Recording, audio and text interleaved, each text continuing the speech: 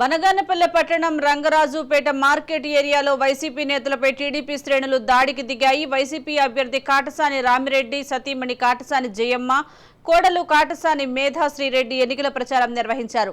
Market వద్ద YCP LED screen వాహనం ప్రచారం చేస్తుండగా అదే సమయానికి టీడీపీ అభ్యర్థి బీసీ జనార్దన్ రెడ్డి సతీమణి బీసీ ఇందిరారెడ్డి అక్కడికి వచ్చారు. దీంతో ఎల్ఈడీ స్క్రీన్ వాహనం అక్కడ ఉండకూడదని టీడీపీ కార్యకర్తలు బెదిరించారు.